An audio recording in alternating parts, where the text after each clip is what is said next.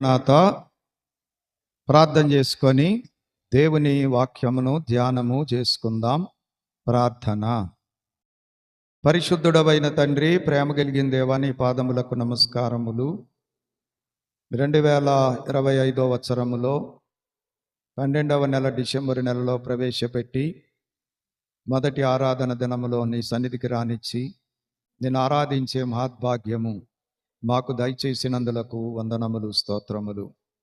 నీ వాక్యమును ధ్యానించడానికి పూనుకొనుచుండగా నీ వాక్యములో నుండి మాతో మాట్లాడి మహిమ పొందుమని, వినగల చెవి, గ్రహించగల హృదయమును మాకు దయచేయమని, మాతో మాట్లాడుమని, నీ మాట ద్వారా మా జీవితాలు ఉద్ధరించబడు కృప దయచేయమని, మా చుట్టూ మీ కాపుదల కంచె ఉంచి నీ వాక్య ధ్యానములో మేము నాయన తప్పిపోకుండా ఏకాగ్రత కలిగి నీ స్వరము వినటానికి కృప చూపుమని యేసయ్య దివ్య నామములో వేడుకొనుచున్నాం తండ్రి. ప్రభునందు ప్రియులారా, క్రీస్తు బాలుని కృపావర్షం మనందరిపై సమృద్ధిగా కుమ్మరింపబడునుగాక. ఆమేన్. 81వ కీర్తన 7వ చరణం. ఇది మోక్షమాందోన ఇక నో జరుగాబోవు వధువు సంగవైవ హికాపు విందుల్ మదిని జ్ఞాప్తికి తెచ్చు మహిమానందమునిచు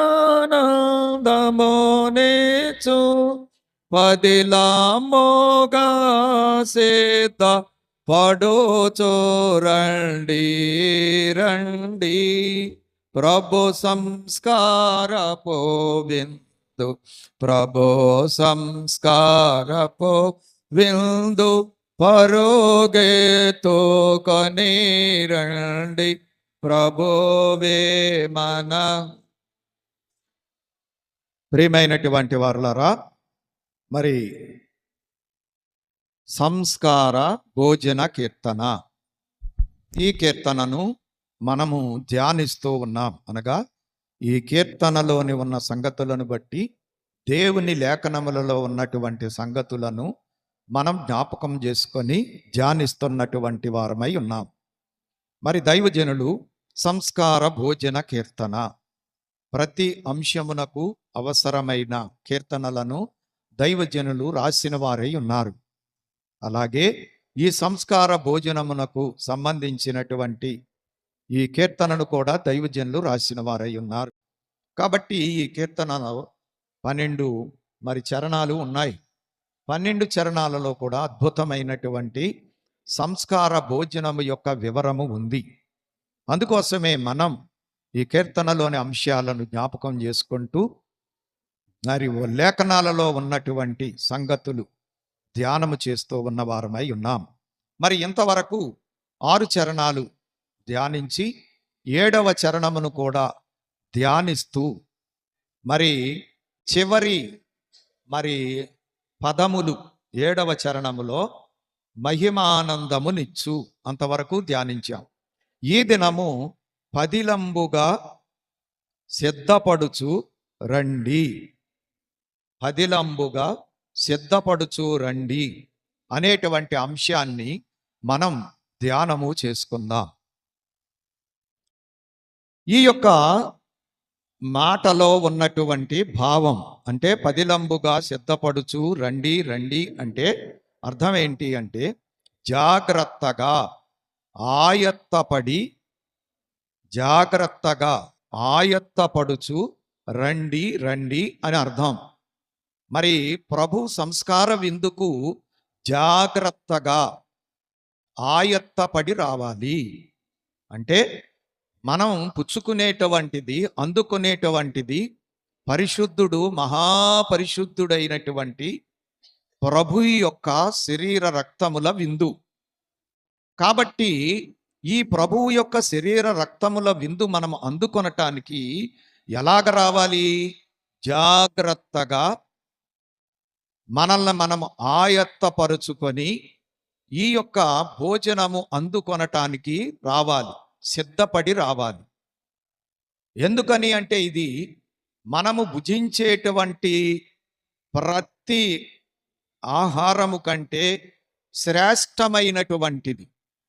అన్ని ఆహారాలు మనలను జీవింపచేయలేవు, మనకు శక్తినివ్వగలవు గాని జీవమును ఇవ్వలేవు. కానీ ప్రభువు ఇచ్చేటువంటి ఈ యొక్క భోజనము మనకు జీవాన్ని ఇచ్చేటువంటిది.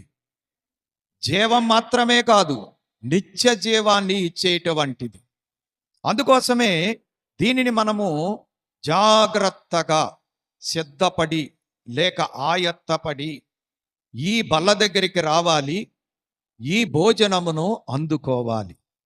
అందులో ముఖ్యంగా మనం చేయవలసిన పనేమిటి అంటే పాప క్షమాపణ పొంది పాపరహితముగా, పాపము లేకుండా ఈ భోజనం అందుకుంటానికి రావాలి. అంటే మనల్ని మనం చూసుకోవాలి జాగ్రత్తగా. లోట్లు, అలాగే మరి ఆ భోజనము మనకి అందకుండా అడ్డుపడేటువంటి పాపములు, దోషములు, అవిధేయతలు, వీటన్నిటినీ కూడా ప్రభువు దగ్గర ఒప్పుకొని క్షమాపణ పొందుకొని పవిత్రమైనటువంటి పాత్రలనుగా సిద్ధపడి ప్రభువు దగ్గరికి రావాలి. అందుకే మీకు పాపపు టొప్పుదలలో తప్పకుండా ఉండాలని పదే పదే హెచ్చరిక చేసేది. మన హృదయాన్ని శుద్ధి చేసుకొని సిద్ధపడి ప్రభువు దగ్గరికి రావాలి. మరి మీకు ఒక ప్రశ్న, మనం భోజనం చేస్తున్నాం ప్రతిదినం. మరి భోజనం చేసినప్పుడు అన్నీ జాగ్రత్తగా కడుక్కొని శుద్ధి చేసుకొని భోజనము చేస్తామా, లేకపోతే ఎలాగ పడితే అలాగ భోజనం చేస్తామా? ఏమండి, భోజనం వండుకునే విషయంలో జాగ్రత్తలు పాటిస్తామా, పాటించమా? బియ్యాన్ని కడగకుండా ఏదో నీళ్ళు పోసేసి పొయ్యి మీద పెట్టేసి వండుకొని తింటామా? చెప్పండి, తింటామా? తినం. ఏం చేస్తాం? వాటిని శుభ్రంగా కడుక్కుంటాం, నానబెట్టుకుంటాం, జాగ్రత్తగా వండుకుంటాం. అలాగే ఇక కూరగాయలు చెప్పక్కర్లా, అన్ని పాలాలు జాగ్రత్తగా చేసుకొని ఉడికించుకొని అన్ని సంపాలాల్లో వేసుకొని సిద్ధపరచుకొని భుజిస్తాం. అలాగే అన్నీ వండుకొని టేబుల్ మీద పెట్టుకున్న తర్వాత మనము తినబోయేటువంటి ప్లేటును, త్రాగబోయేటువంటి గ్లాసును ఏం చేసుకుంటాం? చెప్పండి. కడుక్కొని దాంట్లో భోజనం వడ్డించుకుంటామా, కడుగుకోకుండానే వడ్డించుకుంటామా? అలాగే గ్లాసు శుభ్రంగా కడుగుకొని నీరు త్రాగుతామా, లేకపోతే ఆ ఉన్న గ్లాసుని దాన్ని శుభ్రం చేయకుండా పర్వాలేదులే అని చెప్పి మంచినీళ్ళు తాగుతామా? జాగ్రత్త వహిస్తామా, వహించమా? ఏం మాట్లాడతల్లా? అన్ని జాగ్రత్తలు చేసుకొని భోజనం చేస్తాం. లేకపోతే ఏం జరుగుద్ది? ఆ భోజనము బ్యాక్టీరియాతో నిండిపోయి మనకి ఆరోగ్యానికి హానికరం అయిపోతుంది. అందుకే పౌలు గారు చెబుతున్నారు, ఎవడును అయోగ్యముగా పుచ్చుకొనకూడదు, ఎవరిని వారు పరీక్షించుకొనవలెను, సిద్ధపడవలెను, పవిత్రంగా అందుకొనవలెను అని చెప్పి లేఖనం తెలియజేస్తూ ఉంది. కాబట్టి మనం ఏం చేయాలా? అన్నిటికంటే ముఖ్యమైనది ఏంటి అంటే ఆరాధనలో, సర్వారాధనలో పాలు పొంది పుచ్చుకోవాలి. సర్వారాధన. సర్వారాధన అంటే అర్థం ఏంటి? ఆరంభము నుండి ముగింపు వరకు దీన్ని సర్వారాధన అంటారు. ఇంకా అది తప్పిందనుకోండి, అసంపూర్ణ ఆరాధన, సగమారాధన, పావు ఆరాధన, నామకార్థ ఆరాధన, పట్టుదల లేని ఆరాధన, భయము లేని ఆరాధన, భక్తి లేని ఆరాధన, ఏదో నామమాత్రముగా చేసేటువంటి ఆరాధన. అందుకే యెషయా గ్రంథంలో దేవుడు చెప్పాడు, ఈ ప్రజలు పెదవులతో నన్ను ఆరాధిస్తున్నారు కానీ వారి హృదయము నాకు ఈ ఆరాధన. ప్రయోజనం ఉందా? ఈ ఆరాధన వలన దేవుడికి ఏమైనా సంతోషం ఉందా? మనకేమన్నా ప్రయోజనము ఉందా? ఆరాధన యొక్క ఆశీర్వాదములు మనము పరిపూర్ణంగా సంపూర్ణంగా అందుకోగలమా? ప్రియమైనటువంటి వారులారా, అర్థం చేసుకుందాం. అలాగే మన యొక్క జీవితములో ప్రభువు బల్ల దగ్గరికి వచ్చి ఆయన జీవాహారమును అందుకునేటువంటి తరుణం మన జీవితములో గొప్ప విషయం. ఒక ఆయన అన్నారు, ఒక పెద్ద ఆయన, మీ జీవితంలో అన్నిటికంటే సంతోషకరమైన విషయం ఏంటి అంటే, ప్రభువు దగ్గరకు, ఆయన బల్ల దగ్గరకు వచ్చి ఆయన జీవాహారమును సమభాక్తమును నేను అందుకొనుటయే నా జీవితములో అన్ని విషయముల కంటే సంతోషకరమైన విషయం. ఎవరైనా విందంటే సంతోషపడతారా, విచారపడతారా? విందుకు ముందెళ్తారా, వెనకెళ్తారా? విందుకు ముందెళ్ళాలంట, యుద్ధానికి మాత్రం వెనకెళ్ళాలంట. ముందెళ్తే విందుకు ఏం జరుగుద్ది? అన్ని సమృద్ధిగా ఉంటాయి కాబట్టి అన్నీ చేసినటువంటి అన్నీ మనకు దొరుకుతాయి. కొంతసేపు అయ్యాక ఏమైనా 1-2 ఐటమ్స్ అయిపోయినాయి అనుకోండి, ఇక అవి వేయలేరు వాళ్ళు. కానీ యుద్ధానికి తగులాటకి వెళ్ళేటప్పుడు ఎట్టెళ్ళాలి? వెనకెళ్ళాలి. ఎందుకని? ఏదైనా తనుకుంటే ఆ ముందోడికే దెబ్బలు తగులుతాయి, మనం షేప్ జోన్లో ఉంటాం. ఇది కూడా తెలవట్లా మనకు కనీసం. ఈ మాత్రం జ్ఞానం కూడా లేకుండా జీవనం చేస్తున్నాం, భక్తి చేస్తున్నాం. ఏం భక్తో ఏం లోకమో. ఎందుకు ఈ భక్తి? ఫలితము లేని భక్తి, పరలోకం చేర్చని భక్తి, ఏదో భక్తి చేసుకుంటున్నామని తృప్తి పడే భక్తి. దీని వలన ఏమైనా ప్రయోజనం ఉంటుందా? అర్థం చేసుకుందాం. చేసుకుంటే ఖచ్చితంగానే చేసుకోవాలా? ఖచ్చితంగా చేసుకోలేనప్పుడు ఇక ఎట్లా చేస్తే ఏమైంది? చేసినా ఒకటే, చేయిపోయినా ఒకటే, అంతా సమానం అయిపోతుంది. అంతా వృధా, వ్యర్థం వ్యర్థం. ప్రసంగి చెప్పినట్టు వ్యర్థమైన భక్తి చేయకూడదు, వ్యర్థమైన పని చేయకూడదు. మనం ఏదైనా చేసామంటే ఫలితం రావాలి. అదే జ్ఞాని చేసుకునేటువంటి గొప్ప పని. ఇక మూర్ఖుడికి ఏం చెప్పినా అర్థం కావండి. మూర్ఖుడికి అన్నీ సమానమే. మంచి చెడు ఒకలాగానే ఉంటుంది మూర్ఖుడికి. క్రమము అక్రమము ఒకలాగే ఉంటుంది. దాన్నే మూర్ఖత్వం అంటారు. మంచి చెడు ఒకలాగే, జ్ఞానము అజ్ఞానము ఒకలాగే, చీకటి వెలుగు ఒకలాగే, పాపము పరిశుద్ధత ఒకలాగే ఉండేటువంటి మరి ఆలోచన కలిగిన వాడే మూర్ఖుడు, మూర్ఖరాజ్యం. కాబట్టి మూర్ఖత్వం వదలాలి, మూఢత్వం పోవాలి, మనిషి బాగుపడాలి అంటే. అందుకోసమే పిల్లలను బాగొట్టుకున్న ఎలుగుబంటినైనా సాధుపరచవచ్చు కానీ మూర్ఖ స్వభావము కలిగిన వారిని సాధుపరచలేము. నేను ఇంతే అంటాడు మూర్ఖుడు. నేను ఎలాగై చేస్తాను అంటాడు మూర్ఖుడు. నేను మార్చుకోను అంటాడు మూర్ఖుడు. నేను దిద్దుకోను అంటాడు మూర్ఖుడు. మరి నాశనం ఉంది కదా అంటే, నాశనం అయితే నాశనం అయ్యాను అంటాడు మూర్ఖుడు. ఇది మూర్ఖ స్వభావం. అంతేగాని సరి చేసుకుంటాను, బాగుపడతాను అనే మాట మూర్ఖుడి నోట రాదు. అందుకోసమే మూర్ఖత్వం బహు భయంకరం, విగ్రహారాధనతో సమానం అన్నారు సమూయేలు గ్రంథం. మూర్ఖత అగపరుచుట విగ్రహారాధనతో సమానం. చూచారా ఎంత భయంకరమో? కాబట్టి మనం దేవుని బల్ల, ప్రభువు బల్ల, ఆయన జీవాహారం, మనల్ని జీవింపజేసే ఆహారం, మన నైజమును మార్చేటువంటి ఆహారం, యేసయ్య స్వరూప్యములోనికి, స్వభావములోనికి, నైజములోనికి మార్చేటువంటి జీవాహారమును మనము ఎంత జాగ్రత్తగా ఆయత్తపడుచు ఆయన బల్ల దగ్గరకు రావాలి. కాబట్టి ఈరోజు ఈ యొక్క మాటలో ఉన్న అర్థాన్ని మనం వివరము చేసుకుందాం. జాగ్రత్తగా ఆయత్తపడుచు రండి. దైవజనులు పదిలంబుగా సిద్ధపడుచు రండి అన్నారు. మామూలు భాషలో జాగ్రత్తగా ఆయత్తపడుచు రండి అని అర్థం. ఎలాగ జాగ్రత్త పడాలి? మొదటిది, కష్టపడి ప్రభువు దగ్గర ఈ భోజనమును అందుకోవాలి. ఎలాగా ఈ భోజనాన్ని మనం అందుకోవాలి చెప్పండి? కష్టపడి. కష్టపడటము అంటే అర్థం ఏంటి? కష్టం లేకుండా ఏది ఫలితం ఉండదు. ఇల్లు కట్టాలంటే కష్టపడాలి, పంట పండాలి అంటే కష్టపడాలి, జీతం రావాలి అంటే కష్టపడాలి, ఉద్యోగం చేయాలి, లాభం రావాలి అంటే కష్టపడి వ్యాపారం చేయాలి, మంచి కూలి రావాలి అంటే కష్టపడి పని చేయాలి. కష్టపడకుండా ఏది రాదు. సోమరివాని చేను పండదు, సోమనివానిది ఏది కూడా ఫలించదు. అలాగే ప్రభువు యొక్క శరీర రక్తములు అందుకోవాలి అనుకున్నటువంటి మనం కష్టపడి సిద్ధపడి అందుకోవాలి. యోహాను సువార్త 6వ అధ్యాయము 27వ వచనములో క్షయమైన ఆహారము ప్రభువే స్వయంగా చెబుతున్నారు, ఈ లోకములో ఉన్నదంతా క్షయమైన ఆహారమే.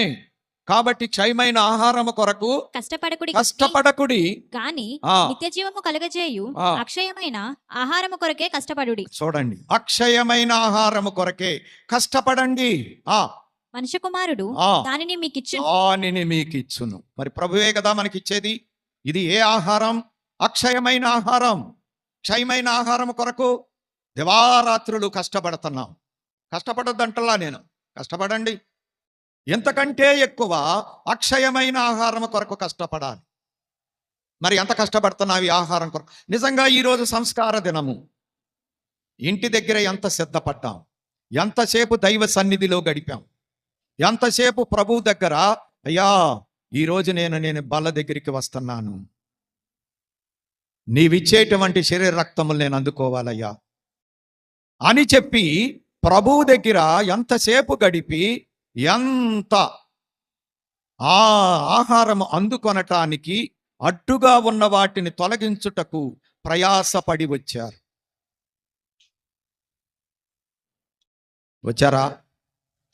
కొద్ది సమయమైన సన్నిధిలో గడిపారా? ప్రభు సన్నిధిలో సిద్ధపడ్డారా? 10 ఆజ్ఞలను జ్ఞాపకం చేసుకొని ఆ ఆజ్ఞలను బట్టి మన జీవితాన్ని చూసుకొని, మన జీవితంలో ఆ ఆజ్ఞలకు వ్యతిరేకమైన పరిస్థితులు ఉంటే వాటిని ప్రభువు దగ్గర ఒప్పుకొని ప్రభువు భోజనము అందుకొనటానికి సిద్ధపడ్డామా? కనీసం ఆరాధన క్రమములో ఉన్న పాపపు టొప్పుదలకైనా వచ్చి సిద్ధపడ్డామా? కష్టపడుతున్నామా? లేకపోతే ఊరికనే అందుతుందా? అందుకోగలమా? కష్టపడకుండా భోజనం వస్తుందా? పోనీ మనం కష్టపడకపోయినా ఎవరో ఒకళ్ళు కష్టపడితే, మన నాన్నో అమ్మో అన్నో తమ్ముడో ఎవరో ఒకళ్ళు కష్టపడితేనే కదా వచ్చేది. ఎవరో ఒకళ్ళు కష్టపడి సిద్ధపరిస్తే అప్పుడు హాయిగా భోంచేస్తాం. మరి యేసయ్య అలాగే ఆయనే కష్టపడి సిద్ధం చేశాడు మనకి. అది ఎలాగో మనం తయారు చేసుకోలేం మామూలు భోజనం లాగా. ఆయన తన ప్రాణమునే పెట్టి తననే ఇచ్చుకుంటానికి మన కొరకు ఆయన అర్పణగా మన కొరకు సిద్ధపరిచారు. మరి అందుకుంటానికైనా మనం సిద్ధపడాలి కదా. వాళ్ళు సంపాదించి పెట్టి భోజనం తయారు చేసి టేబుల్ మీద పెట్టారు. కనీసం మనం తినటానికైనా మన ప్లేటు మనం కడుక్కొని, మన గ్లాసు మనం కడుక్కొని, ఆ శుద్ధి కలిగినటువంటి పళ్ళెములో, శుద్ధి కలిగినటువంటి గ్లాసులో ఆ అన్నం వడ్డించుకొని తినటానికి, ఆ నీళ్లు ముంచుకొని తాగటానికైనా సిద్ధపడాలి కదా. ఆలోచిద్దాం. ప్రభువే అన్నీ సిద్ధపరిచారు నీ కోసం. వాటిని అందుకొనటానికైనా నువ్వు సిద్ధపడాలి కదా. నీ పాత్రను శుద్ధి చేసుకోవాలి కదా. నీ హృదయాన్ని కడుక్కోవాలి కదా. హృదయం మోసకరమైంది కదా, ఘోరమైన వ్యాధి కలిగినది కదా. ఈ యొక్క మోసకరమైన పాత్ర, నీ హృదయం అనేటువంటి ఈ భయంకరమైన వ్యాధి కలిగినటువంటి పాత్రను నీవు కష్టపడి శుద్ధి చేసుకొని సిద్ధపడకపోతే నీవు మలిన పాత్రలో పరిశుద్ధ భోజనమును వడ్డించుకొని తింటున్నావు. జాగ్రత్త, హానికరమవుతుందే కానీ మేలుకరమవుతుంది. ఎక్కడో పెట్టేశారు ఆ ప్లేట్ నిండా బూజు పట్టింది, బ్యాక్టీరియా దానికి అంటుకొని ఉంది. దాన్ని కడుక్కోకుండా నువ్వు భోజనం పెట్టుకుంటే నువ్వు తినేది ఏంటి? ఇస్కరియోతు యోధాకు ప్రభువు మొక్క ముంచి ఇచ్చారట. యామని రాయబడి ఉంది అక్కడ. అది సంస్కార భోజనం కాదనుకోండి. కాకపోయినా కానీ పరిశుద్ధుడైన ప్రభువే ఇచ్చారు. పరిశుద్ధమైనటువంటి రొట్టె మొక్కే అది. పవిత్రమైన ద్రాక్షారసమే ముంచి ఇచ్చారు. ఇచ్చినప్పుడు అది ఏమైందంట, ఏం జరిగిందంట? అప్పుడు చదవండి, యోహాను సువార్త 13వ అధ్యాయము వాడు ఆ ముక్క పుచ్చుకొనగానే వాడు ఆ మొక్క పుచ్చుకొనగానే సాతాను వానిలో ప్రవేశించి సాతాను వానిలో ప్రవేశించి అయిపోయి. నువ్వు సిద్ధపడకపోతే జరిగేది ఏమిటి? దైవజనులు అన్నారు, హృదయములో పరిశుద్ధత లేనప్పుడు పాల వంటి పదార్థములు విషముగా మారిపోవును. మన హృదయములో పరిశుద్ధత లేకపోతే, మన పాత్రను మనము కడిగి శుద్ధి చేసుకొనకపోతే, మనము స్వీకరించేదంతా ఏమైపోతుంది చెప్పండి? విషముగా మారిపోవును. ఎప్పుడైతే తేడా వచ్చిందో అపవాదికి మనలో ఏం దొరుకుతుంది చెప్పండి? చోటు దొరుకును. అందుకే ఎఫెసీ పత్రికలో పౌలు గారు అన్నారు, అపవాదికి చోటీయకుడి. దేవుడికి చోటు ఇవ్వండి. హృదయంలో దేవుడిని చేర్చుకోండి. దేవుడి పాదాల దగ్గర సిద్ధపడండి. దేవుడితో సరిపడండి. ఆయన ద్వారా పరిశుద్ధపరచబడండి. భోజనమును స్వీకరించండి. అప్పుడు పవిత్రత, పరిశుద్ధత, ఆ శరీరంలో ఉన్నటువంటి స్వభావ నైజం నీవు అందుకోగలవు. అందుకేనండి ఎన్నాళ్ళున్నా మనం మారటం లేదు, మన నైజం మారటం లేదు, మన జీవితాలు మారటం లేదు, మన ప్రవర్తన మారటం లేదు, దిద్దుబాటు జరుగుటం లేదు. మరణావస్థలోనే మన జీవితాలు సాగుతున్నాయి కానీ జీవములో సాగటం లేదు. అందుకోసమే ప్రభు అంటున్నారు సార్దీ సంఘముతో మాట్లాడుతూ, ప్రకటన 3:1, జీవించుచున్నానన్న పేరు మాత్రమే నీకుంది గాని నీవు నిజముగా మృతుడవే. చాలా మంది అంటారు కదా, సచ్చినోడితో సమానం రా నువ్వు, ఎందుకు రా నీవు అంటే దాని అర్థం ఏంటి? బతికే ఉన్నాడు కానీ వీడి వల్ల ఏమీ ప్రయోజనము లేదు, అంతా నష్టమే, అంతా కష్టమే. ప్రియమైన వారులారా, వృధా చేసుకోకూడదు. జీవిస్తున్నానన్న పేరు మాత్రమే చాలదు, నిజంగా జీవించే వారమై ఉండాలి. పాత్ర పోషించటము కాదు, పాత్రలో జీవించటం నేర్చుకోవాలి. క్రైస్తవులు పాత్రలో పోషిస్తారండి. గుడికి వెళ్ళారా? వెళ్ళామండి. ఇది పాత్ర పోషించటం. పాత్రలో జీవించటము అంటే ఖచ్చితమైన టైంకు రావటం. అది జీవము గల ఆరాధన. ఆలస్యమైతే ఆ ఆరాధన ఎలాగ మారిపోద్ది? జీవారాధన అవ్వదు, అది పాత్ర ఆరాధన అవుతుంది. పాత్ర పోషిస్తాం అంతే. అయ్యగారు స్పష్టంగా చెప్పారు, సమయమునకు వచ్చిన వారు పాపములో పడకముందు ఆదాము అవ్వలు ఉన్నటువంటి స్థితి కలిగిన వారు. ఆలస్యముగా వచ్చిన వారు పాపములో పడిన తర్వాత ఆదాము అవ్వల యొక్క స్వభావము కలిగిన వారు. ఎంత తేడా ఉందండి! భూమికి ఆకాశానికి ఉన్నంత తేడా ఉంది. పాపములో పడకముందు ఆదాము అవ్వలు ఎలాగున్నారు? పవిత్రులుగా ఉన్నారు, పరిశుద్ధులుగా ఉన్నారు, దేవుని పోలిక, దేవుని స్వరూపములో ఉన్నారు. పాపములో పడిన తర్వాత ఏమైపోయారు? దిగంబరులైపోయారు. ఇంకా వారి స్వాధీనంలో ఏమీ లేదు. అనుకునేది ఒకటి, చేసేది ఒకటి. వేషధారణ, నామకార్థం, పాప ఏలుబడి జీవితం. అంతే. అపవాది ఏలుబడి అండి. ఖచ్చితంగా నిన్ను పడగొట్టేసేస్తాడు. నిన్ను టయానికి ఏ కార్యక్రమంలో పాలు పొందనేవాడు. ఇది దేవుని పాలన కాదు, దేవుని ఏలుబడి కాదు. ఇది సాతాను ఏలుబడిలో జరిగే మన జీవిత విధానం. దేవుడికి ఇష్టమైంది మనలో జరగటం లేదంటే దాని అర్థం ఏమిటి అంటే, నువ్వు దేవుని ఏలుబడిలో నుండి దేవుని విరోధి అయినటువంటి అపవాది ఏలుబడిలోకి వెళ్ళిపోయావు. నువ్వు గ్రహించటల్లా, నీకు అర్థం కావట్లా. అంతే. అర్థం కానంత మాత్రాన నిజము కాకపోదు. దేవుడే స్వయంగా చెప్పాడు, నీ క్రియలే నీ జీవితానికి సాక్ష్యాలు. నువ్వు ఏమై ఉన్నావో నీ పనులే చెప్తాయి.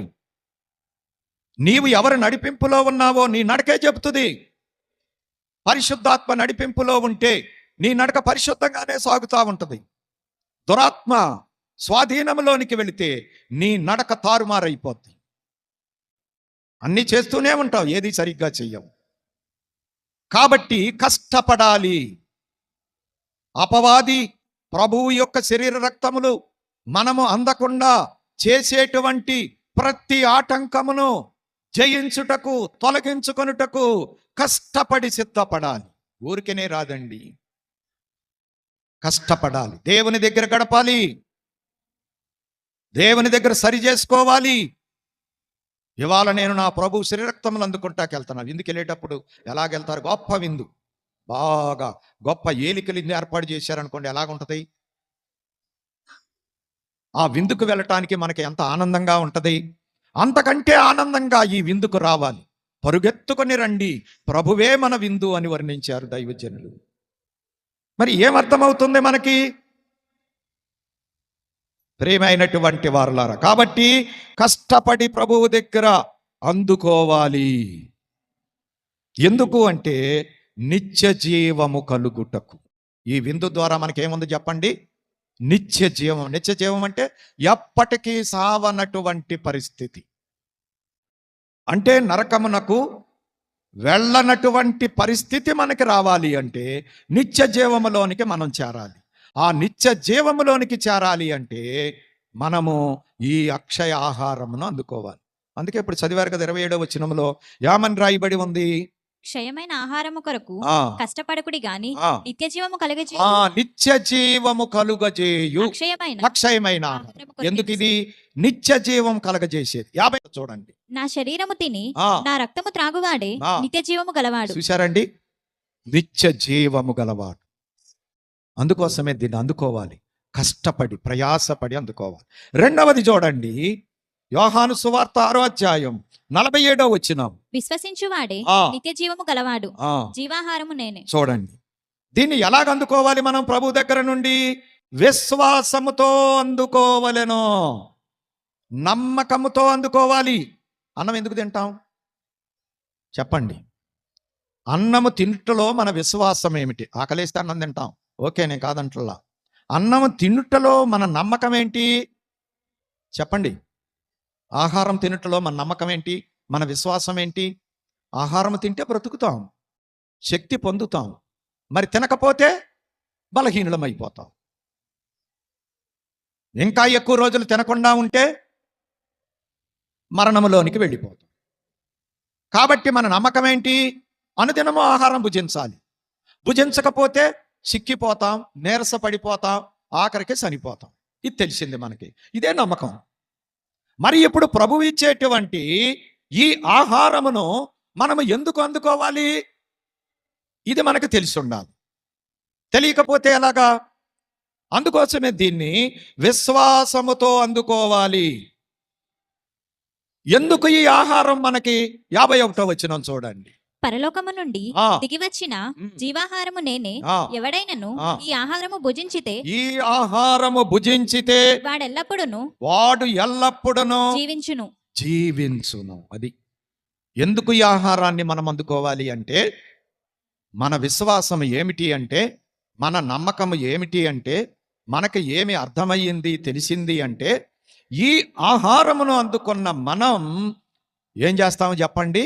ఎప్పుడూ జీవించే ఉంటాం. మరణము మనలను ఏలుబడి చేయదు. మరణం ఏం చేయదు చెప్పండి? ఏలుబడి చేయదు. మరణానికి మన మీద అధికారము లేకుండా చేస్తుంది ఈ ఆహారం. దానికి రుజువుగానే యేసయ్య మరణమును జయించాడు. ఆయన నైజమే మనలోనికి వస్తుంది, ఆయన యొక్క స్వభావమే మనలోనికి వస్తుంది, ఆయన జీవమే మనలోనికి వస్తుంది. కాబట్టి మరణము జయించిన యేసయ్య జీవం మనలోనికి వస్తుంది. కాబట్టి మనం కూడా జీవిస్తాం. ఓ మరణమా నీ విజయం ఎక్కడా? ఓ మరణమా నీ ముల్లెక్కడా? నా యేసయ్య ఈ మరణమును ఏం చేసేశాడు? విరిచివేశాడు, జయించి వేశాడు. ఆయన యొక్క జయమే నా జయము, ఆయన జీవమే నాలోనికి ధారగా ప్రవహిస్తుంది. కాబట్టి నాకేమి లేదు, మరణము లేదు. కాబట్టి ఎందుకు ఈ ఆహారం? జీవించడానికి. ఇదే మన విశ్వాసం. కాబట్టి విశ్వాసముతో ఈ ఆహారాన్ని మనము అందుకోవలసినటువంటి వారమై ఉన్నాం. మూడవది, కొరింథీయులకు రాసిన మొదటి పత్రిక 10వ అధ్యాయము 5వ వచనము. అయితే ఆ. వారిలో ఎక్కువ మంది ఉమ్. దేవునికిష్టులుగా ఉండకపోయిరి ఉమ్. గనుక ఉమ్. అరణ్యములో సంహరింపబడిరి. చూశారండి, పౌలు గారు ఈ యొక్క సంస్కార విందును గురించి ప్రస్తావిస్తూ ఇశ్రాయేలు జీవితంలో ఉన్నటువంటి అరణ్య ప్రయాణమును జ్ఞాపకము చేసి ఆ అరణ్య ప్రయాణములో జరిగినటువంటి సంగతిని తెలియజేస్తూ ఈ జీవాహారమును గురించి వివరించారు. ఏమన్నారంటే ఆయన, అందరూ కూడా మోషేను బట్టి మేఘములో బాప్తిసం పొందితిరి, అందరూ కూడా ఆత్మ సంబంధమైన ఒకే ఆహారము భుజించిరి, అందరూ ఆత్మ సంబంధమైన ఒకే పానీయమును పానము చేసిరి. కాబట్టి ఆ ఆహారము మన్నా యేసయ్యకే సాదృశ్యం. ఆ బండలో నుండి వచ్చిన నీరు యేసయ్య రక్తానికే సాదృశ్యం అని చెప్పాడు. అంటే ఇప్పుడు యేసయ్య శరీరమును మన్నాతో పోల్చారు, యేసయ్య యొక్క రక్తాన్ని బండలో నుండి వచ్చిన నీళ్లతో పోల్చారు. ఆ బండ క్రీస్తే అని చెప్పారు. చూసారా? కాబట్టి ఈ యొక్క మన్నా, ఈ యొక్క బండలో నుండి వచ్చిన నీరు వారు పుచ్చుకున్నారు. బాగానే ఉంది. పుచ్చుకున్నటువంటి వారంట ఏం చేశారంట? ఈ 5వ వచనంలో చెబుతున్నారు, ఎక్కువ మంది దేవునికి ఇష్టలుగా ఉండకపోయిరు. చూసారా? బండలో నీళ్ళే తాగుతున్నారు, ఆకాశం నుండి కురిసిన మన్నానే భుజిస్తున్నారు, కానీ దేవుడికి ఇష్టంగా లేరు, దేవుడికి కష్టం కలిగిస్తున్నారు. చూసారా? దేవుడి మీద తిరుగుబాటు చేశారు, దేవుడి మీద సనిగారు, దేవుని మీద గొనిగారు, దేవుని సేవకుణ్ణి ఇష్టం వచ్చినట్లు మాట్లాడారు. రాళ్ళు పట్టుకునేవాళ్ళు కొడతాకి. ఇంకా నయం, ఈ రోజుల్లో ఎవరో రాళ్ళు పట్టుకోవట్లా. ఆ రోజుల్లో మోషే గారిని ఏం చేశారు చెప్పండి? రాళ్ళు పట్టుకున్నారు. మళ్ళీ వీళ్ళు ఏం చేస్తున్నారు? మన్నానే తింటున్నారు, బండలో నీళ్ళే తాగుతున్నారు. ఆహారంలో తేడా ఉందా? పానీయంలో తేడా ఉందా? వీరిలో తేడా ఉంది. ఎందుకు తేడా వచ్చింది? ఎందుకు తేడా వచ్చింది? దేవునితో ఏకీభవించలేదు. ఎవరితో ఏకీభవించలేదు? దేవుడితో ఏకీభవించలేదు. పై ఆచారాలు చాలా ఉన్నాయి. పై ఆచారాల వలన దేవునికి ఇష్టలం కాలేవు. ఆయన అంతరంగాన్ని కోరుకుంటాడు. దేవుడు వాళ్ళకి ఒక మాట చెప్పాడు, వాళ్ళు దాన్ని వ్యతిరేకించారు. దేవుడు దేవదూతల ఆహారం వాళ్ళకి ఇస్తే, సవిసారములు లేని ఆహారము మాకు ఎక్కసమైపోయింది అన్నారండి. ఎంత భయంకరం! అది మామూలు ఆహారమా? దేవదూతల ఆహారం, ఆకాశము నుండి కురిసిన ఆహారం, పవిత్ర ఆహారం. భూమి మీద పండే ఆహారములో శాపం ఉంది, కానీ మన్నాలో శాపం లేదు. దేవుడిచ్చిన ఆహారం, దేవదూతల ఆహారం, పవిత్ర ఆహారం, పరిశుద్ధ ఆహారం. దాన్ని పట్టుకొని వాళ్ళు అన్నారు, సవిసారాలు లేని ఆహారం. ఎలాగ దేవుడికి ఇష్టలవుతారు? దేవుడు ఇచ్చింది మనకు పనికిరాదు, దేవుడు ఇవ్వని దాని కొరకు ఆరాట పడతాం. మనం ఎలాగ దేవుడికి ఇష్టలం అవుతాం? దేవుడికి లోబడలేం, లోకములు అన్నిటికీ అందరికీ లోబడతాం. ఎలాగ దేవునికి మనము ఇష్టలముగా ఉండగలం? దేవుడు చెప్పింది తప్ప అన్నీ చేస్తాం. ఎలాగ దేవుడికి ఇష్టం కాగలం? లోక ఆచారాలు, లోక క్రమాలు, లోక పద్ధతులు అనుసరించడానికి ఆరాట పడతాం. దేవుని నియమం, దేవుని క్రమం, దేవుడు చెప్పినట్లు చేయుట ఎగరగొట్టేస్తాం. ఎలాగ దేవునికి ఇష్టలముగా ఉండగలం? ఇంకా చెప్పుకుంటా వెళ్తే ఎన్నో ఉన్నాయి. నిజంగా దేవుని చిత్తమే మనలో జరుగుతుందా? దేవుని ఇష్ట ప్రకారమే మన జీవితం నడుస్తుందా? దేవుడికి మనము ఇష్టలమా, దేవునికి కష్టులమా? అంటే దేవుణ్ణి కష్టపెట్టేవారమా? నేటి కాలంలో పిల్లలు తల్లిదండ్రులను కష్టపెట్టేవారుగా తయారవుతున్నారు, కానీ తల్లిదండ్రులను సంతోషపెట్టేవారుగా, ఇష్టలుగా తయారవటం లేదు. దేవుని విషయంలో కూడా ఏం జరుగుతుంది? ఇదే జరుగుతుంది. మరి ఎలాగ దేవునికి ఇష్టలము కాగలం? దేవునికి ఇష్టలుగా లేరు కాబట్టి వారు ఏమైపోయారంట? అరణ్యములోనే సంహరింపబడిరి. సంహరింపబడటము అంటే అర్థం ఏంటి? సంహరింపబడటం అంటే అర్థం ఏంటి? ఆయన చేతనే వారు ఏమైపోయారు? వారి జీవితాలు ముగింపు అయిపోయింది. కాపాడే దేవుడే సంహరించే పరిస్థితి మరి దేవుడికి కలిగింది.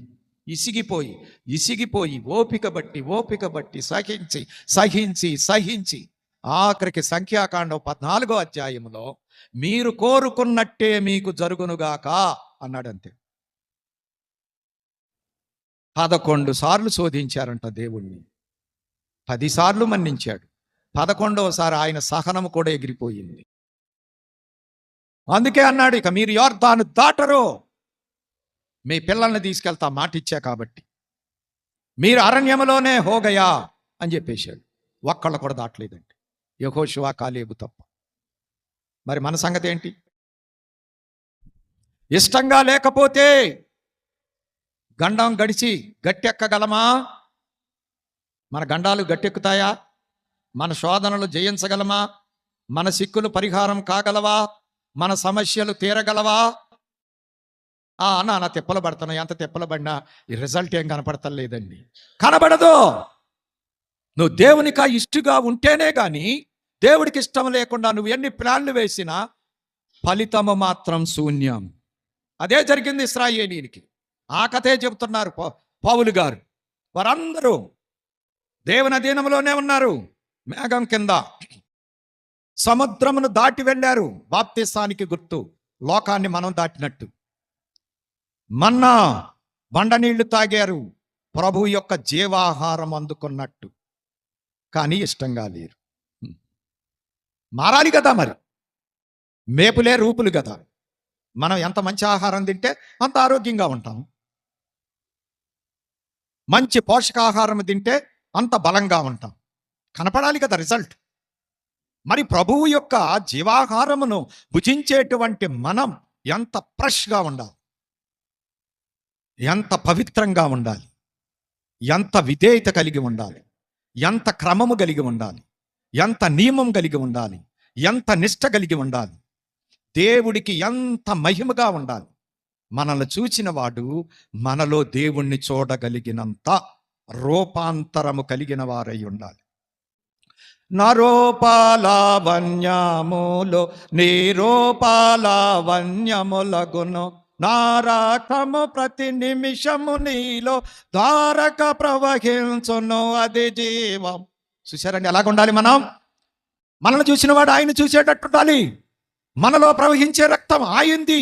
మన పాప రక్తం కాదు, నీచ రక్తం కాదు, చావుకు లోనైన రక్తం కాదు. ఇది యేసయ్య రక్తం, జీవము గల రక్తం, శుద్ధి కలిగిన రక్తం, పరలోకానికి తగినటువంటి అంతస్తును సంపాదించి పెట్టిన రక్తం.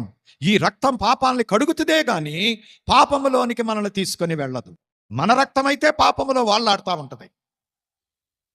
అటువంటి జీవాహారాన్ని, అటువంటి పవిత్ర రక్తాన్ని అనుభవిస్తున్నా నీవు ఎలాగ తయారవుతున్నావు?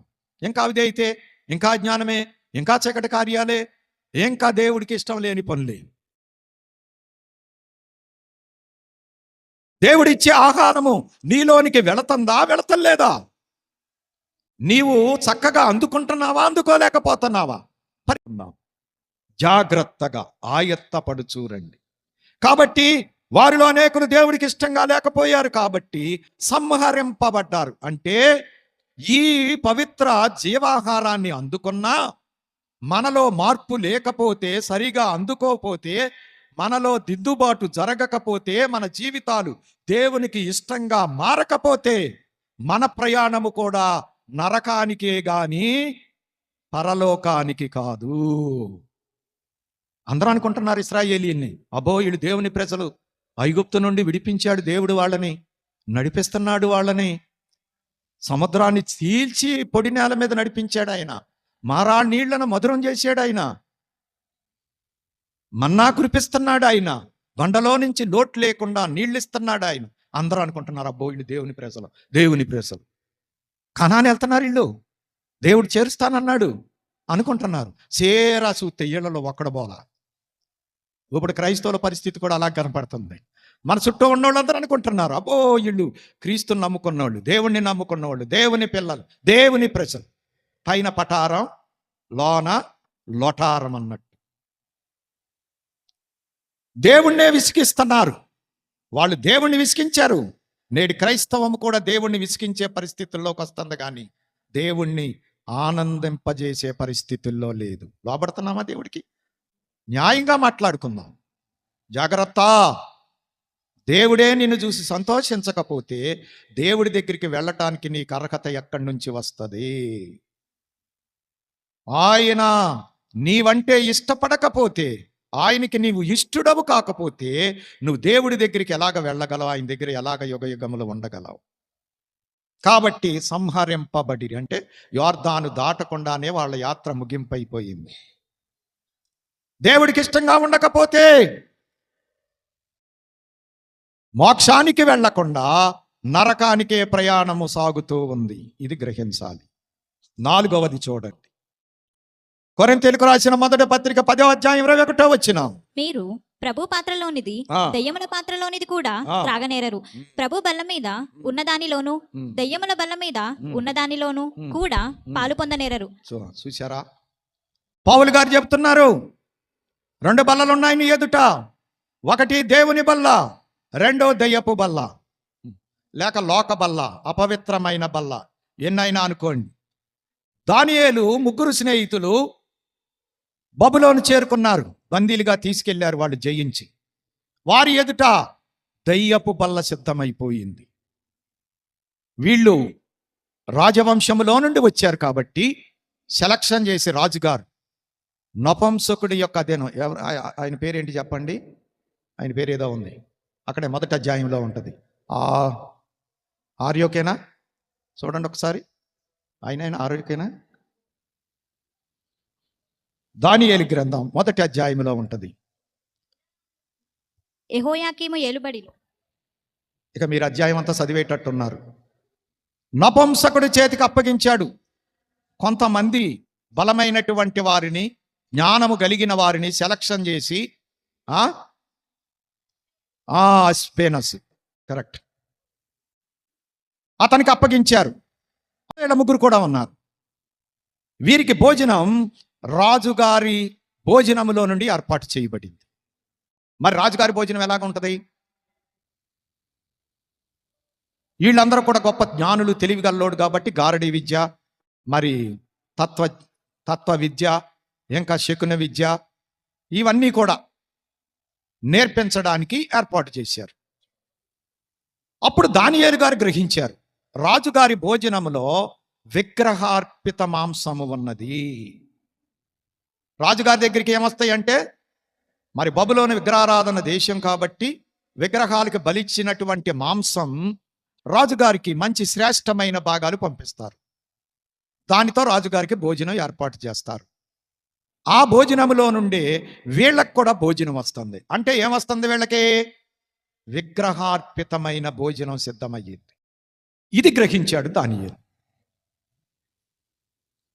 చిన్నప్పటి నుంచి భక్తి నేర్చుకున్నాడు కాబట్టి బాలుడైనా కానీ ఈ ఆహారమును తిని తనను తాను అపవిత్రపరుచుకొనుటకు దానియేలు మనస్సు అంగీకరించలేదు. చూడండి విగ్రహం ఎంత ప్రమాదమో. విగ్రహాలు ఉన్న చోట భోజనం చేయటం కూడా ఎంత ప్రమాదమో చూడండి. కొన్ని సందర్భాల్లో మాకు ఇటువంటి పరిస్థితులు ఎదురవుతాయి. ఆ ఇంట్లో కొంతమంది రక్షణ పొందుతారు, కొంతమంది పొందరు. ఆ పొందనోళ్ళు విగ్రహాలు పెట్టుకుంటారు. ఆ ఇంట్లోకి వెళ్ళి భోజనం చేయాలా? ఏం చేయాలి చెప్పండి ప్రియమైనటువంటి వారలారా? మొన్న ఒక పెళ్ళికి వెళ్ళాం. పెళ్ళికి వెళ్తే ఆ పెళ్లి చేసేటువంటి ఫంక్షన్ హాలు, ఆ ఫంక్షన్ హాలు మీద విగ్రహ బొమ్మలు ఉన్నాయి, విగ్రహాలు ఉన్నాయి. తీర అక్కడికి వెళ్ళేటప్పటికి మాకు కనపడుతుంది, ఇప్పుడు అక్కడే క్రైస్తవ పెళ్ళి. మా పెద్దోడు అన్నాడు, ఈ ఫంక్షన్ హాల్లోకి నేను మాత్రం రానన్నాడు. పైన చూస్తే ఉన్నాయి, లోనేమి లేవులేండి, పైన ఉన్నాయి. వాళ్ళు ఎందుకంటే వాళ్ళు విగ్రహారాధికులు కట్టుకున్న ఫంక్షన్ హాల్ కాబట్టి పైన చుట్టూ పైన బొమ్మలు వేసుకున్నారు. ఏం చేస్తాం మరి? జరిగేది క్రిస్టియన్ మ్యారేజ్. అది నిర్ణయించుకునే వాళ్ళు జాగ్రత్త పడాలి. వాళ్ళు రాజీ పడ్డారు. మనలో కూడా చాలామంది ఉన్నారు రాజీ పడటానికి. కుల సంబంధం, మత సంబంధం, ఆచార సంబంధం, అన్య సంబంధం, ఇది సగం అది సగం, కలకాపలకం. జాగ్రత్త. అయితే అటన్న బతుకు, లేకపోతే ఇటన్న బతుకు. ఈ ద్వంద్వ ప్రయోగాలు ఎందుకు చెప్పండి? దేవుడికి మహిమ లేని పేరు నాకుండకూడదు అని చెప్పి నానా తిప్పలబడి నా పేరునే మార్చేసుకున్నాను నేను. ఎందుకో నా మనసాక్షి అంగీకరించాల. పోనీ ఏమన్నా విశ్వాసినా? సేవకుణ్ణి అయ్యుండి దేవుడికి మహిమ లేని పేరుతో ఎలాగ పిలువబడిన నేను? నా మనసు అంగీకరించాల. ప్రియమైన వారలారా, అవకాశం ఉండి కూడా ఎందుకు అన్య సంప్రదాయాన్ని అంటుకుంటున్నారు? జాగ్రత్త. ఊరికినే బోధ ఏది కూడా. ఏ పనికైనా ఫలితం తప్పదో. ప్రతిదానికి ప్రతిఫలముండును అని పాడుకున్నారు దైవజనులు. చెడుగు చేస్తే ఫలితం ఉండదా? ఊకినే బోద్దా? మనం గ్రహించమంతే. కాబట్టి ఇప్పుడు దానియేలు బాల్యము నుండి ధర్మశాస్త్రం ఎరిగినవాడు కాబట్టి, విగ్రహార్పితమైనది తినకూడదు కాబట్టి ఎలాగ తప్పించుకోవాలి ఈ భోజనం తినకుండా? చూస్తే బానిస, రాజుగారి ఆజ్ఞ అనుసరించాలి ఎవడైనా సరే. అప్పుడు ఈ అశ్వేతును బతిమలాడుకున్నాడు. అదంతా మీకు తెలిసిందే కాబట్టి చివరికి అట్టయితేనే ఆ భోజనము తినకుండా శాఖ ధాన్యముల భోజనం తిన్నారు. ఇంచుమించుగా 3 సంవత్సరాలు ఎన్ని సంవత్సరాలు వాళ్ళకి విద్య నేర్పించారు. రాజుగారు పరీక్ష చేస్తే రాజభోజనము భుజించిన వారి కంటే శాఖ ధాన్యాలు తిన్నటువంటి దానియేలు బృందం 10 అంతల శ్రేష్ఠులని రాజుగారికి అర్థమైనది. చెప్పండి, ఇప్పుడు నీ నిష్ట కాపాడుతుందా నిన్ను? నీ నియమం కాపాడుతుందా నిన్ను? నీ క్రమం కాపాడుతుందా నిన్ను? అన్ని ఆచారాలు, లోక సంబంధాలు ఇవి కాపాడతాయా నిన్ను? అర్థం చేసుకుందాం. కాబట్టి ప్రియమైనటువంటి వారలారా, నీ ఎదుట ఎప్పుడు 2 బల్లలు ఉంటానే ఉంటాయి. ఒకటి దేవుని బల్ల, 2 దయ్యపు బల్ల. నువ్వు జాగ్రత్తగా పరీక్ష చేసుకొని దయ్యాల బల్లను నీవు దరిదాపులకు రాకుండా జాగ్రత్త పడాలి. దేవుని బల్లలో మాత్రమే నీవు పాలివాడవ్వాలి. అంటే దేవునితో మాత్రమే ఏకీభవించాలి. ఇశ్రాయేలు చేసిన దోషం అదే కదా. దేవుని దేవాలయము, బంగారు దేవాలయము సొలొమోను గారు కడితే తదుపరి వచ్చిన రాజులు ఏం చేశారు? ఆ దేవాలయములో బొమ్మలను ఏర్పాటు చేశారు, విగ్రహాలను పెట్టారు, బానిసలైపోయారు. దేవుని ప్రజలయ్యుండి శత్రువుల చేత ఓడింపబడి దొరలుగా బతకాల్సిన వాళ్ళు దాసులుగా బతికే హీన స్థితిలోనికి వెళ్ళిపోయారు.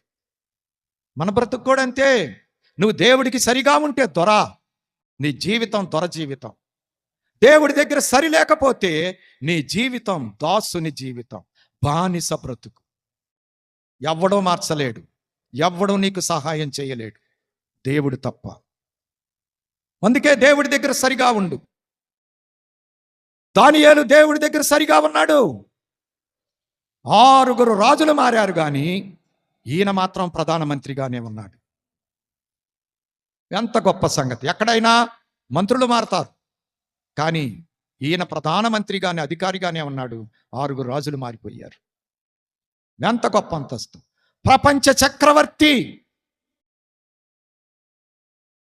నెబుకద్నెజరు దానియేలుకు సాష్టాంగ నమస్కారం చేశాడు. ఎంత ఆశ్చర్యం.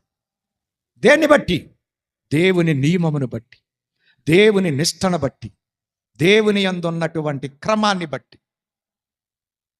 దేవుడి దగ్గర వెతకండి, మీకేదైనా దొరుకుద్ది. లోకంలో ఎతుక్కుంటే నీకేమీ దొరకదు. బూడిద, సున్నా, మరి భస్మం దొరుకుద్ది, దుమ్ము ధూళి. కాబట్టి వారు ఏం చేశారు అంటే దేవుని బల్లలో పాలివారుగా ఉండటానికి జాగ్రత్త పడ్డారు, కానీ దెయ్యముల బల్లను తృణీకరించారు. అందుకే పౌలు గారు ఆ సంగతిని మాట్లాడుతూ 2 బల్లలు ఉన్నాయి. దేవుని బల్లతో మీరు పాలివారవ్వండి, కానీ దెయ్యాల బల్లలో ఏలు పెట్టబాకండి, చెయ్యబెట్టబాకండి. జాగ్రత్త, ప్రమాదం అయిపోద్ది. 10వ అధ్యాయము 22వ వచనం చూడండి. ప్రభువునకు ఆ. రోషము పుట్టించదమా? ఆ, ఆయన కంటే ఉమ్. మనము బలవంతులమా? చూసారా? ఒకవేళ నీవు లోక సంబంధమైన బల్లలో ఏలు పెడితే దేవుడికే కోపం తెప్పించిన వాడు అవుతావు. జీవం చేతిలోనే పడతావు. జాగ్రత్త. జీవము గల దేవుని చేతిలో పడుట మన దేవుడు దహించు. జాగ్రత్త. దేవుడే మనకి విరోధి అయితే, దేవుడికే మన వలన రోషం వస్తే మనల్ని ఇంకా కాపాడేవారు. అందుకే విగ్రహము దేవునికి రోషం పుట్టిస్తుంది. జాగ్రత్త. నువ్వు గనక విగ్రహ విషయంలో సూచి చూడనట్టు, అంటీ అండనట్టు, దాన్ని ఎదుర్కొనటానికి, దాన్ని దరిదాపుల్లో లేకుండా చేసుకొనటానికి జాగ్రత్త పడకపోతే నిన్నెవ్వడు కాపాడలేడు. బాగోదులేండి, పర్వాలేదులేండి, ఏం చేస్తాములేండి, జాంతానై. ప్రేమైనటువంటి వారలారా, కాబట్టి ప్రభువుతో పాలివారముగా ప్రభువు యొక్క జీవాహారమును అందుకోవాలి. ఆయనతో ఏకమైపోయి హత్తుకొని ఆయనతో మాత్రమే సంబంధము కలిగి ఈ జీవాహారాన్ని మనము అందుకోవాలి. అంతేగాని లోకంతో కూడా ఏకమై అందుకోకూడదు. అందుకే లోకంతో నీ సంఘము కూడా ఏకమాయను ఏమి చేతును. కాబట్టి పాలివారముగా ప్రభువు దగ్గర మనం అందుకుంటానికి కష్టపడాలి, ఆయత్తపడాలి. ఆయనతో ఏకమై, నీవు తప్ప నాకెవ్వరు వద్దు ప్రభువా, నువ్వు ఉంటే నాకు చాలయ్యా, నీతోనే ఉంటానయ్యా, నేను వేరు సహవాసములోనికి వెళ్ళనయ్యా, వేరు సంబంధములోనికి వెళ్ళనయ్యా, వేరు ఆచారము కానీ వేరుది ఏదైనా సరే దాంట్లోనికి వెళ్ళను అని ప్రభువును హత్తుకొని పాలివారమై ప్రభువు యొక్క జీవాహారాన్ని మనం అందుకోవాలి. 5వది, కొరింథీయులకు రాసిన మొదటి పత్రిక 11వ అధ్యాయం 27వ వచనం. కాబట్టి ఎవడు అయోగ్యముగా ప్రభు యొక్క రొట్టెను తినునో లేక ఆయన పాత్రలోనిది త్రాగునో వాడు ప్రభు యొక్క శరీరమును గూర్చియు రక్తమును గూర్చియు అపరాధి అగును. చూశారండి? ఎలాగ అందుకోవాలి? దీన్ని యోగ్యముగా అందుకోవాలి. యోగ్యత లేకుండా అందుకుంటే మనం ఏమవుతామట? అపరాధులము. అంటే అపరాధము అంటే పాపం చేసిన వాళ్ళం అవుతాం. పాపము చేస్తూ ప్రభు ఇచ్చే పవిత్ర భోజనమును అందుకున్న వరుసలోనికి వస్తాం. అది అపరాధము అంటున్నారు పౌలు గారు. చాలామంది ఏం చేస్తారు అంటే, కొన్ని సంస్థలే, కొంతమంది గొప్ప సేవకులే ఏం చెబుతున్నారు అంటే, సిద్ధపడండి, సిద్ధపడని వాళ్ళు బయటికి పోండి అని వీళ్ళు చెప్పేస్తున్నారు. అంటే పౌలు గారు చెప్పిన దానికి అర్థం అదా? అయోగ్యంగా పుచ్చుకోవద్దని చెప్పాడు కానీ పుచ్చుకోవద్దని చెప్పలేదే ఆయన. మీ అయోగ్యతను యోగ్యముగా మార్చుకొని పుచ్చుకోండి, అది పౌలు గారు చెప్పిన అర్థం. ఇప్పుడు డాక్టర్ గారు పథ్యం చేయమని చెప్పారు, చెబుతారు కూడా. రోగాన్ని బట్టి షుగర్ ఎక్కువగా ఉంటే తీపి అనేది రైసు తినబాకండి, దానికి ప్రత్యామ్నాయముగా ఏ రొట్టె ఇంకేదైనా తినండి అని చెబుతారు. అంతేగాని అసలు తినొద్దని చెప్తారా? తినకుండా ఉంటే వీడు ఎట్ట బతుకుతాడు మరి? ఆఖరికి జ్యూస్ అయినా తాగాలిగా, రసమైనా తీసుకోవాలిగా, పండన్నా తినాలిగా. అయోగ్యంగా ఉన్నారా? మీరు పుచ్చుకోవటం లేదా? పడలేదా? బయటికి పోండి, బయటికి పోండి, బయటికి పోండి. నేను ఒకసారి ఒక ఊరు వెళ్ళినప్పుడు ఒక గుళ్ళోకి వెళ్ళాను. సంస్కారం అనగానే అందరూ బయటికి వెళ్ళిపోయారు సగం మంది. నేను ఎప్పుడు చూడలే, ఇది నాకు ఆశ్చర్యం అయిపోయింది. తేరా అడిగాను, నేను ఊరుకోను కదా సంగతి తెలుసుకునేదాకా. సార్ ఎందుకండి ఇందాక సంస్కారం అనగానే సగం మంది బయటికి వెళ్ళిపోయారు సార్ అని అడిగా నేను. అడిగితే అప్పుడు ఆయన చెప్పాడు, వాళ్ళు సిద్ధపడలేదండి అన్నాను. సిద్ధపడటం అంటే ఏంటి అన్నా నేను. ఏదో అపవిత్రత ఉందండి వాళ్ళకి అన్నాడు. ఊరి నాయను, రోగం ఉన్నోడు వెళ్ళాలా డాక్టర్ దగ్గరికి, రోగం లేనివాడు వెళ్ళాలా? అపవిత్రులు వెళ్ళాలా పవిత్రులు వెళ్ళాలా దేవుడి దగ్గరికి? ఏమన్నాడు, నేను రోగులకే వైద్యుడిని కానీ ఆరోగ్యం గల వారికి డాక్టర్ ఎందుకు? అసలు పాపం లేనోడు ఎవడో, పరిశుద్ధుడు ఎవడో? చూసారా ఎంత జ్ఞానమో? ఎవరిని వదిలిపెట్టడండి సైతాను ఏదో ఒక రకంగా మోసం చేయటానికి. పౌలు గారు చెప్పే ఉద్దేశం ఏంటంటే, మీరు ఖచ్చితంగా పుచ్చుకోవాల్సిందే, అందుకోవాల్సిందే. అందుకోసం మీరు ముందే సిద్ధంగా యోగ్యంగా సిద్ధపడండి. లోటుపాట్లు ఏమన్నా ఉంటే ఒప్పేసుకొని సిద్ధపడండి. మరలా చేయమని చెప్పి ప్రభుతో సెటిల్మెంట్ చేసుకోండి, ప్రభుతో సరిపడండి. సరిపడి పుచ్చుకోండి. అంతేగాని నువ్వు పుచ్చుకోకుండా ఉంటే ఇంకా బలహీనుడు అయిపోతావు, ఇంకా తరుగైపోతుంది నీ జీవితం, ఇంకా పాపంతో నిండిపోతుంది నీ జీవితం. ఇక ఎప్పటికీ నువ్వు జయించలేవు, నువ్వు ఎప్పటికీ సిద్ధపడలేవు. ఇక ఎప్పుడు బయటికి వెళ్ళిపోతానే ఉంటావు. నువ్వు విందొచ్చినప్పుడల్లా బయటికి వెళ్ళిపోతామే, విందొచ్చినప్పుడల్లా బయటికి వెళ్ళిపోతామే. ఆహా, ఎంత బాగుంది ఇది. ఇలాగా బయటికి వెళ్ళిపోయి రే పరలోకంలో నుండి కూడా నువ్వు బయటే ఉంటావు. ఇంకా పరలోకం వెళ్ళే అవకాశమే లేదు. అందుకే తీసుకోవద్దని కాదు, తీసుకో, కానీ ఒప్పేసుకొని ప్రభు దగ్గర సరి చేసుకొని తీసుకో. అది పౌలు గారు చెప్పే సలహా. అలాగ ఒప్పుకోకుండా, పాపమును విడిచిపెట్టకుండా, అపరాధాల మీద అపరాధాలు చేసుకుంటూ, పాపాల మీద పాపాలు చేసుకుంటూ తీసుకుంటే అది నేరమైపోద్ది. అది భయంకరమైన పాపం, అపరాధమైపోద్ది. అందుకోసమే మన్నా తీసుకున్నా, మండలో నీళ్లు తాగినా యోర్దాను దాటకుండానే రాలిపోయారు వాళ్ళు. ఇప్పుడు క్రైస్తవులు చాలామంది ఉన్నారులేండి సంఘాల్లో, ప్రపంచవ్యాప్తంగా సగానికి పైగా ఉన్నారు. ఇందులో ఎంతమంది మేఘంలోకి వెళ్ళేది ఆ రోజే తెలుస్తుంది. అంతవరకు అందరూ అనుకుంటున్నాం నేను వెళ్తాను. అరణ్యంలో వాళ్ళందరూ కూడా అనుకున్నారు నేను వెళ్తా. యోర్దాను దగ్గరికి వెళ్ళాక తేలిపోయింది ఎవరు వెళ్ళేది ఎవరు వెళ్ళంది. యెహోషువ, కాలేబు మాత్రమే మిగిలారు. కాబట్టి అర్థం చేసుకుందాం, సరి చేసుకొని జీవితాన్ని యోగ్యముగా పుచ్చుకో. దేవుణ్ణి దేవుడిగా భావించు, దేవుడు చెప్పింది చెయ్యి, దేవుడు నడవమన్నట్టున్నాడు, దేవుడికి ఇష్టంగా బ్రతుకు, దేవుణ్ణి సర్వారాధనలో ఆరాధించు. ఆయన తప్ప ఎవరిని ఆయన మించిన స్థానంలో పెట్టబాకు, దేన్ని పెట్టబాకు. అలాగే దేవుడికి ఇష్టంగా ఉండు, ఇష్టమైన పనులు చేయి, దేవుడికి అన్ని విషయాలలో అనుకూలముగా లోబడి వినయ విధేయతలతో వెంబడించు. అలాగ యోగ్యత సంపాదించుకొని దర్జాగా బల్లలో విందులో పాలివాగలు. లేకపోతే ఆయన రోషము కలిగిన దేవుడు, అలాగే ఆయన అపరాధిగా ఎంచే దేవుడు. ఆయన ముందు ఎవరు దాక్కోలేదు, మధ్య పెట్టలేదు. కాబట్టి ప్రియమైన వారలారా, యోగ్యముగా పుచ్చుకోవాలి. ఎందుకు అంటే అపరాధులము కాకుండుటం. అన్ని సరి చేసుకొని వాళ్ళ దగ్గరికి వచ్చి దర్జాగా పవిత్రమైన హృదయముతో అందుకోవాలి. 6వది చూడండి, కొరింథీయులకు రాసిన మొదటి పత్రిక 11వ అధ్యాయం 28వ వచనం. కాబట్టి ప్రతి మనుషుడు తన్ను పరీక్షించుకొనవలెను. పరీక్షించుకొనవలెను. ఈ బల్ల దగ్గరికి వచ్చే ముందు నువ్వేం చేయాలా? పరీక్ష చేసుకోవాలి, పరీక్షలు పెట్టుకోవాలి. పిల్లలు కనుక సంవత్సరం చివరిలో పరీక్షలు ఎట్ట పెట్టుకుంటారో, పరీక్షలు ఎట్ట పెడతారో వాళ్ళకి, ఆ పరీక్షలను బట్టి నువ్వు పై తరగతికి నీవు ఎక్కడే అని ఎలాగ తేలుస్తారో నీకు నీవే పరీక్ష పెట్టుకోవాలి. పరీక్ష లేకోకుండా తగుదునమ్మా అని ఇష్టం వచ్చినట్లుగా చేసుకొని వచ్చేస్తే, పరీక్ష లేకుండా వస్తే పాసం ఫెయిల్ అవుతుంది.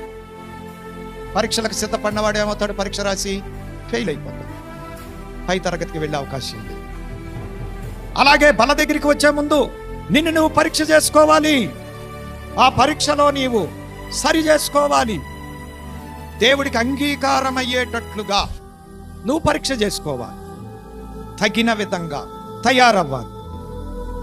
లేకపోతే ఏం జరుగుతుంది అంటే 29వ వచనం చూడండి. ప్రభు శరీరమని వివేచింపక, చూడండి, ఆయన శరీరమని ఆయన రక్తమని వివేచింపక తిని త్రాగువాడు తనకు శిక్షావిధి కలుగుటకే తిని త్రాగుచున్నాడు. చూసారండి ఏం జరిగిపోతుంది? యాక్షన్కి బదులు రియాక్షన్ అయింది. మనం కూడా మెడిసిన్ వాడుతూ ఉంటాం. పెన్సిలిన్ ఇంజెక్షన్ అందరికీ పడదు, చాలా మంచిది పెన్సిలిన్ ఇంజెక్షన్, కానీ అందరికీ అది పడదు. పడనోళ్ళకి చేసామనుకోండి అదే విషయం అయిపోద్ది, వెంటనే చచ్చిపోతారు. సూది తీసేటప్పటికి చచ్చే ఉంటారు. అలాగే ప్రభు దగ్గరికి వచ్చి పరీక్ష చేసుకోకుండా ఇష్టానుసారంగా జీవిస్తూ సరిపడకుండా ప్రభు యొక్క శరీర రక్తములు అందుకుంటే శిక్షావిధి.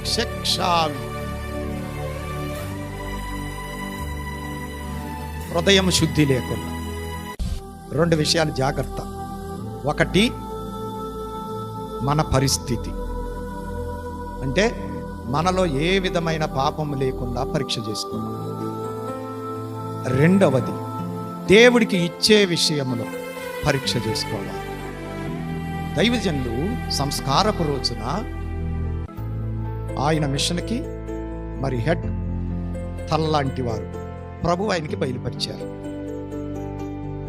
ఆ రోజుల్లో దైవజనుని పేరు మీద, అంటే మిషన్ సంబంధమైన ఆదాయం లెక్కించి 10వ వంతు తీసి పొట్లం గట్టి 7 పొరలతో పెద్దోడి దగ్గర నేను విన్నమాట దైవజనునికి ఇస్తే, దైవజనులు కానుక పెట్టిలో వేసి సంస్కారానికి చెయ్యి జాపేవారు.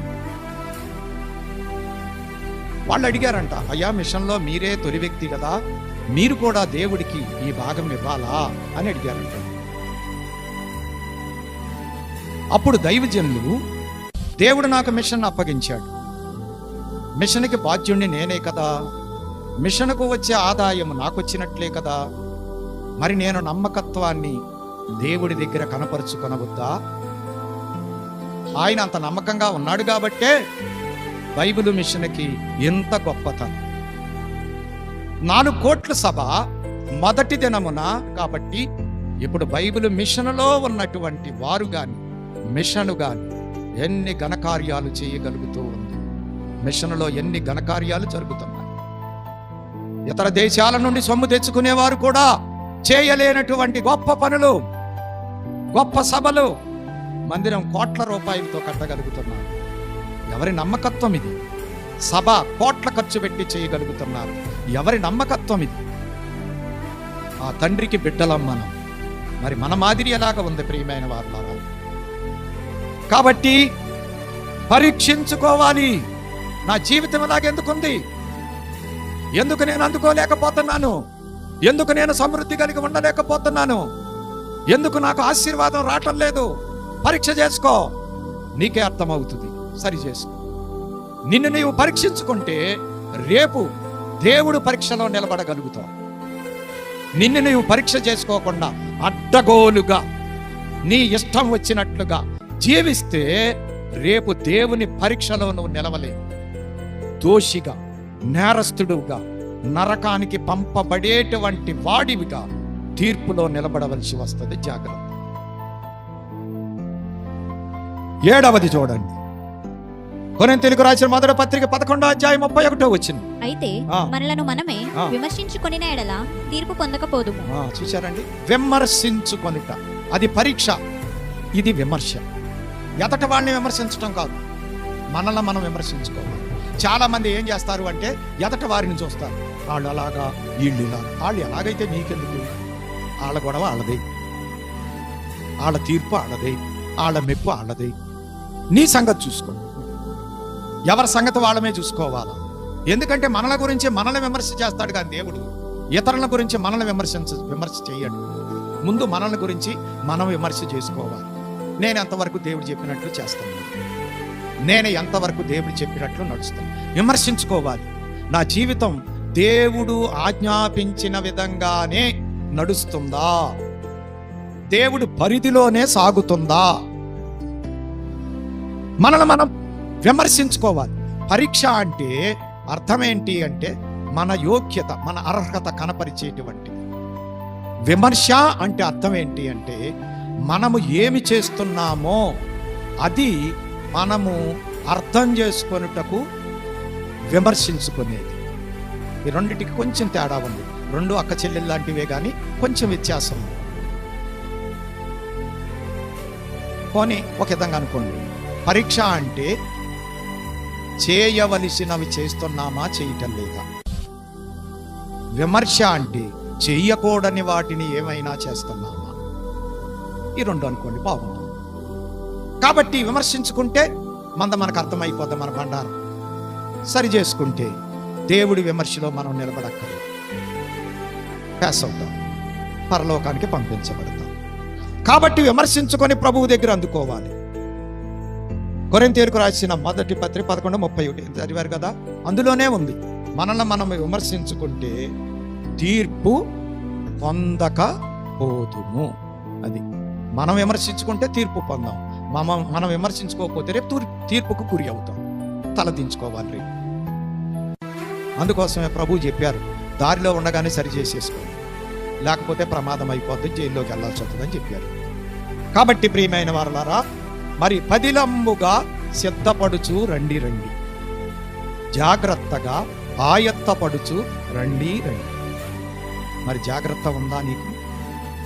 జాగ్రత్తగా కష్టపడి అందుకుంటున్నావా? జాగ్రత్తగా విశ్వాసంతో అందుకుంటున్నావా? జాగ్రత్తగా ఇష్టముతో అందుకుంటున్నావా? జాగ్రత్తగా పాలిభాగస్తుడిగా అందుకుంటున్నావా? జాగ్రత్తగా యోగ్యముగా పరీక్షించుకొని అందుకుంటున్నావా? జాగ్రత్తగా పరీక్ష చేసుకొని సిద్ధపడి అందుకుంటున్నావా? జాగ్రత్తగా విమర్శ చేసుకొని దేవుని ప్రభువు దగ్గర అందుకుంటున్నావా? పరీక్ష చేసుకొని ప్రభువు యొక్క బల్ల దగ్గరికి వెళ్ళి అందుకుందాం. ఇప్పటికైనా మించిపోయింది ఏమి లేదు. మోకరించగానే కళ్ళు మూసుకొని అటు ఇటు దిక్కులు చూడకుండా ఒక్కసారి మీ అంతరంగాన్ని చూసుకోండి. ఏం లోట్లున్నాయో ఆత్మ సహాయముతో ధ్యానించి అందుకోండి, యోగ్యముగా పుచ్చుకోండి. ఆయన రూపంలోనికి మార్చబడి పరలోక రాజ్యానికి ఆయత్తపడండి. అట్టి ధన్యత ప్రభువు దయచేయునుగాక. ఆమేన్.